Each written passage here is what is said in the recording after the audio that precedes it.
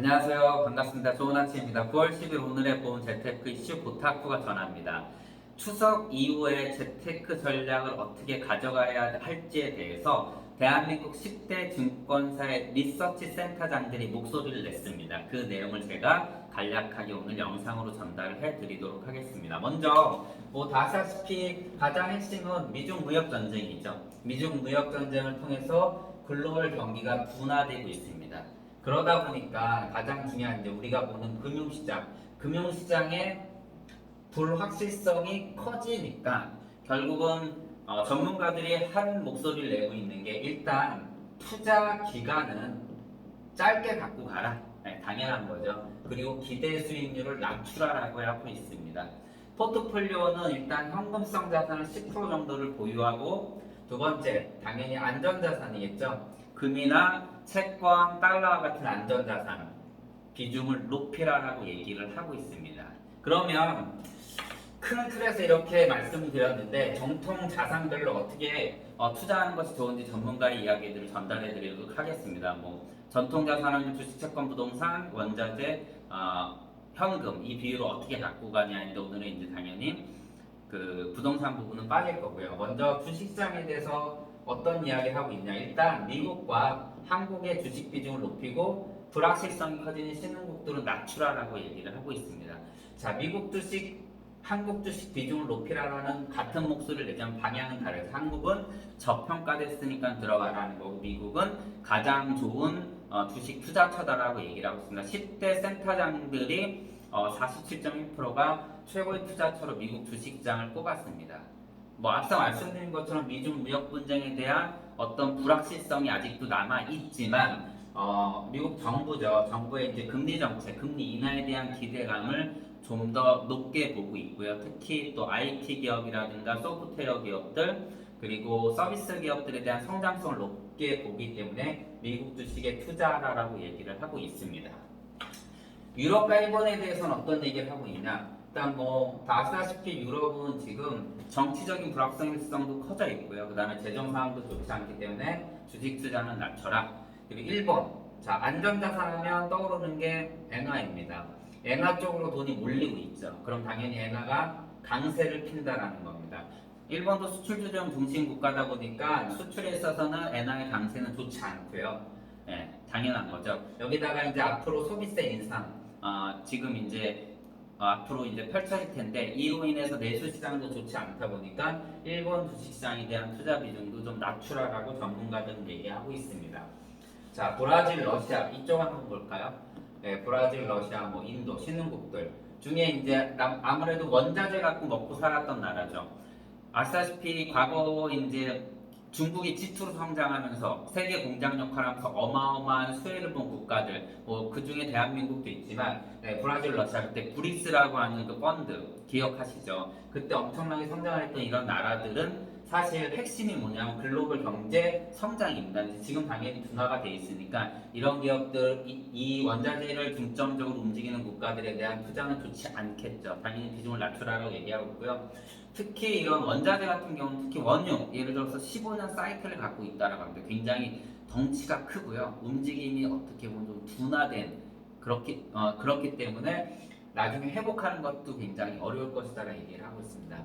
유일하게 인도에 대해서는 투자를 하라고 하고 있는데 그 이유가 뭐냐면은 2분기 GDP 성장률이 그닥 좋지 않게 나왔습니다. 잠재 생각했던 것 낮게 나왔다 보니까 정부에서 엄청난 강력한 부양책을 필 거라고 해서 기대를 하고 있다라고 합니다. 그래서 인도 투자는 신흥국 중에 조금은 그 투자를 권유하는 그런 국가고요. 그 다음에 채권 시장을 보겠습니다. 채권 시장에 대해서는 지속적으로 말씀드렸듯이 미국과 한국 시장에 대한 투자, 채권 시장에 대한 투자 그 중에서도 미국, 한국에 대해서는 아시다시피 금리 인하, 금리 인하에 대한 기대감이 계속 있죠.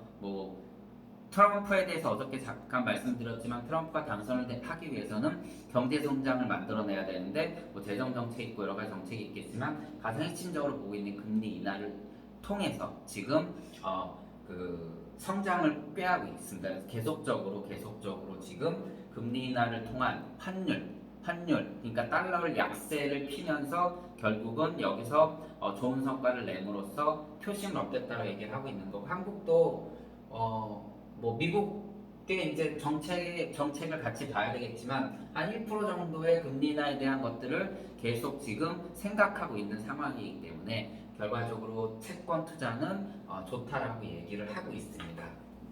그리고 금이나 달러에 대해서 좀 이제 말씀드려보겠습니다. 금 달러. 다 아시다시피 엄청나게 강세를 폈었죠. 금은 올해만 25% 정도 올랐고요. 그리고 지금 한 돈이죠, 한 돈. 3.75g인가요? 21.8만 원 정도 하고 있습니다. 어마어마하게 올랐는데 과연 가장 문제가 되는 게 이 정도 올랐는데 앞으로 오를 것인가? 이미 미중 무역 분쟁에 대한 효과는 어느 정도 뭐랄까 불확실성 너무 이제 지속되다 보니까 내성이 쌓여 있는 상황이고 홍콩 시위 문제도 좀 가라앉았고요. 영국의 브렉시트 문제 같은 것들 결국 불확실성을 이끌었던 이런 3대 악재들이 어느 정도 조금 내성을 쌓아가고 있지만 그래서 지금 수익 실현을 하고 있는 매물들도 나오고 있지만 당분간은 과거의 어떤 금 가격의 어떤 추세를 보거나 그리고 아직 불확실성이 해소되지 않은 상황이기 때문에 당분간 투자하기에는 좋다라고 전문가들은 얘기를 하고 있습니다. 달러는 4월 달에 한 1153원이었는데요. 이게 5월 달에 심리적 마지노선이죠. 1200원 넘어 샀었고요. 8월 13일 날 1223원까지 엄청나게 올라갔었죠. 그리고 지금 조정을 보면서 1913원 정도, 1193원 정도 하고 있는데 뭐 달러는 아시다시피 뭐 원자재 가격을 결정하고 세계 무역을 결정하는 환율 이런 것들이 굉장히 중요한 역할을 하고 있죠. 그럼 앞으로 달러가 어떻게 될 것인가? 지금 달러가 엄청나게 강세를 피고 있는데 앞으로도 계속될 것인가에 대해서는 전문가들은 그렇지 않다라고 일단 보고 있습니다. 먼저 중국을 보게 되면요. 중국이 0.5% 지준율 인하를 통해서 양적 완화를 엄청나게 하려고 합니다. 그럼 거기서 풀리는 돈이 151조 정도 된다고 합니다. 이 돈이 어느 정도 어마어마하게 큰 규모로 풀리기 때문에 상대적으로 이제 중국 외에 다른 국가들의 이제 그 강세가 떨어질 수밖에 없는 상황이고요. 또 미국 앞서 말씀드린 거 어제도 말씀드렸듯이 트럼프의 정책이 어떻게든 달러를 약하게 하는 정책으로 가려고 하고 있고 금리 인하에 대한 그 영향으로 이제 달러가 약세를 필 거로 보고 있기 때문에 그리고 고용 지표도 좋지 않게 나타나고 있기 때문에 달러는 좀 하향세를 탈 것이다라고 전문가들은 좀 얘기를 하고 있습니다. 그래서 안전자산 중에 뭐 금은 아시다시피 호재로 움직이는 게 아니라 명확하게 악재로만 움직이는 그런 자산이죠. 그래서 금은 당분간은 조금 더 여력이 있다. 달러는 좀 약세를 피거나 보합세로 갈 거기 때문에 투자 비중 좀 줄이는 것이 낫다라고 얘기들을 좀 하고 있습니다. 채권 시장 보겠습니다. 뭐 계속적으로 말씀을 드렸던 거 금리 인하에 대한 그 기대감 앞서 말씀드린 것처럼 그래서 그 향후 투자처로는 좋은 시장으로 갖고 가고 있는데 이 시장도 어느 정도 그 숨고르기를 좀 했지만 그래도 기대는 하고 있다라고 얘기를 하고 있습니다. 자 정리를 좀 해보면요 채권 네 괜찮고요 금 괜찮고 달러는 조금 조심해야 되고 주식 쪽에서는 미국과 한국 반면에 신흥국들은 좋지 않다.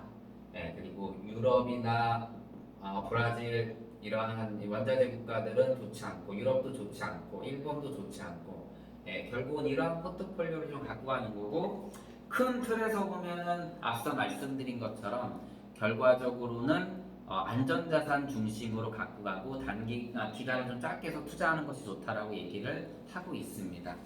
자 전문가들의 이런 얘기들 뭐 아시다시피 늘 맞지 않죠. 저는 이제 뭐 십몇 년 동안 계속 저는 신문을 이렇게 보면서 1년 전 거를 이렇게 연말에 봅니다. 그러면 틀린 내용이 너무 많아요.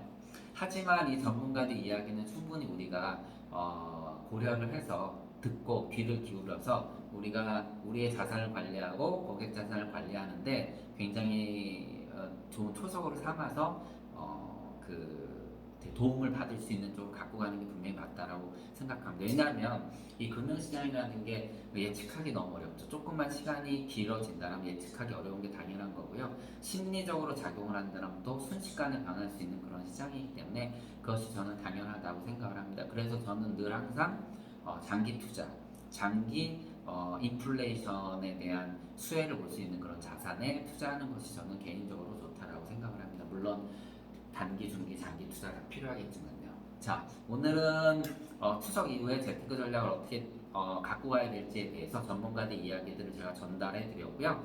비가 추적추적 내리고 있는데 오늘도 어제보다 행복한 하루 되시기 바랍니다. 고맙습니다.